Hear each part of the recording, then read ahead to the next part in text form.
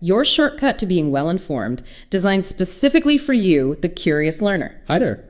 Today, we're digging into a whole stack of sources. We've got FOX Deportes, USA Today, ESPN, AP News, Sports Illustrated, Goal.com, all to really unpack a pretty high-stakes moment in international football. Yeah, and what's really insightful, I think, is looking at how these different sources, they don't just report the score. They build this whole picture, the lead up, the lineups, the actual drama on the field, and crucially, what it all means for the rest of the tournament. Exactly. So our mission today is to take a deep dive into that really thrilling Concacaf Gold Cup 2025 semifinal, Mexico versus Honduras. A classic rivalry. Totally. We'll get you all the key details, the twists and turns, and really explore what this match tells us about both teams, their strategies, their resilience, and, the path to the final. So how did these two teams end up facing off here? Well, it's quite a story for both, isn't it? You got Mexico ranked 17th globally. They got here by beating Saudi Arabia 2-0 in the quarterfinals. Okay, straightforward enough. But, and this is a big but, they took a major hit in that game. Key midfielder Luis Chavez out with a torn ACL. Oof, that's huge. An anterior cruciate ligament injury.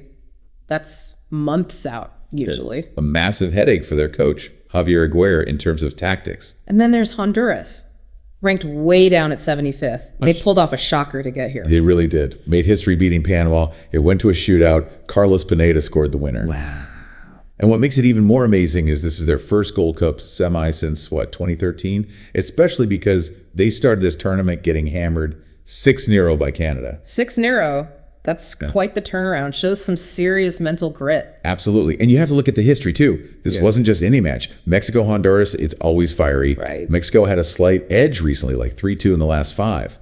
But importantly, Honduras hadn't actually beaten Mexico in an official game outside Honduras since that famous win at the Azteca back in 2013. Ah, I remember that one. Okay. So that history definitely adds another layer of tension. For sure. It absolutely amplified the intensity there in Santa Clara. And that intensity was definitely there on the night, Wednesday, July 2nd, 10 p.m. Eastern, Levi's Stadium in Santa Clara, California, completely jammed. Sold out, yeah. Yeah. Mexico's first sellout of this Gold Cup.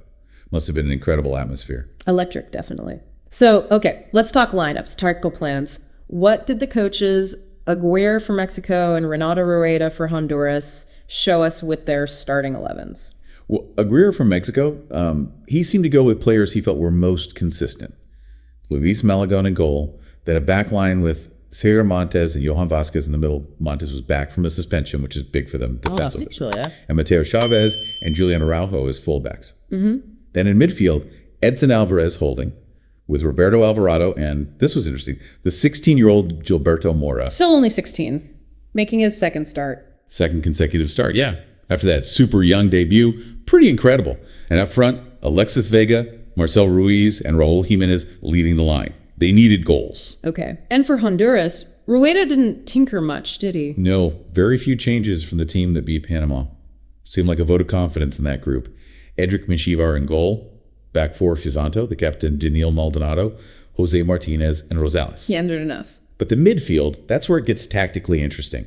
A really solid block of 5 players. Flores, Arriaga, Alvarez, Kyoto, and Dixon Ramirez. 5 in midfield. Wow, okay. That's designed to do what exactly? Basically, create a really dense defensive wall, clog up the middle, stifle Mexico's creative players, force them out wide.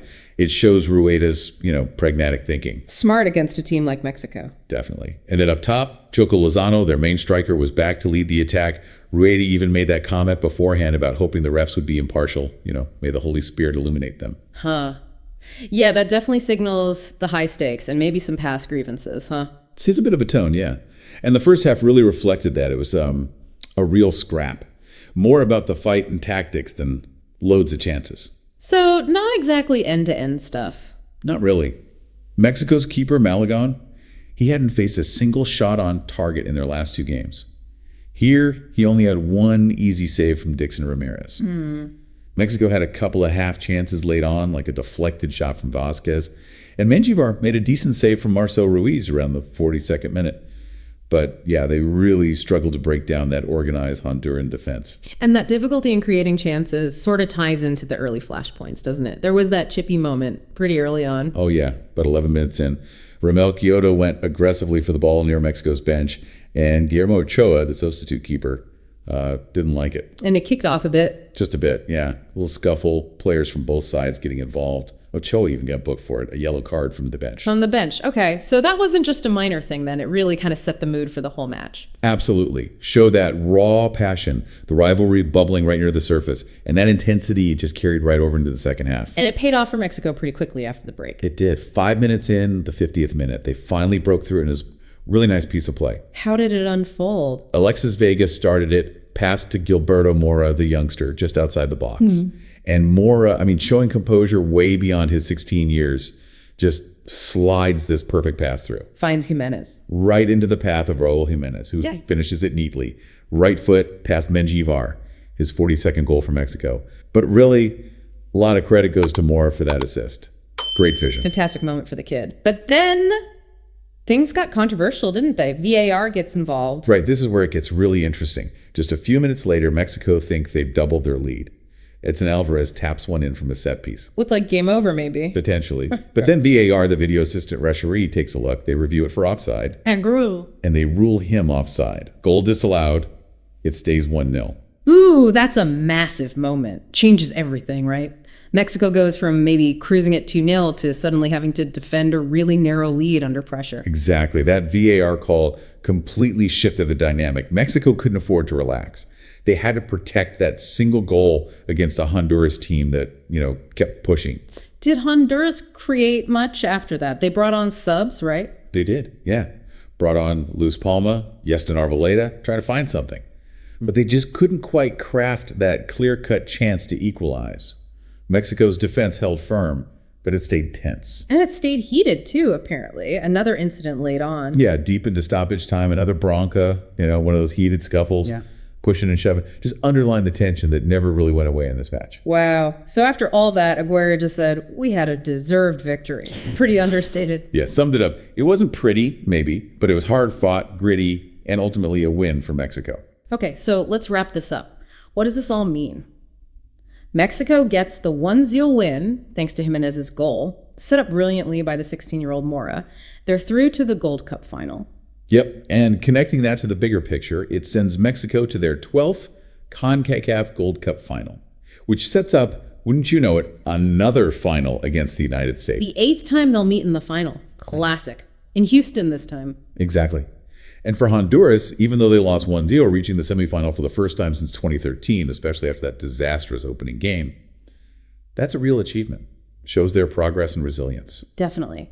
It really highlights how one moment, like that Mora-Jimenez link-up, can decide these tight, high-stakes games, especially against an opponent that's so, combative and organized defensively. Right. And that whole atmosphere, the sellout crowd, those chippy moments, the Broncos, it just shows you how much these rivalries mean, how much is on the line beyond just, the result itself. And this leads to a really interesting question for you, the listener. When you consider Mexico's performance here defensively solid, mostly, but struggling a bit to break teams down, especially after that VAR setback. And then you look at Honduras, their physical style, their tactical flexibility. What does this tell us about what teams need to do to succeed in CONCACAF going forward, especially against the big teams like the U.S.? How does this specific game, with the individual brilliance, the VAR drama, the sheer heat of it, shape the story for both Mexico and Honduras as they look towards, even bigger challenges ahead?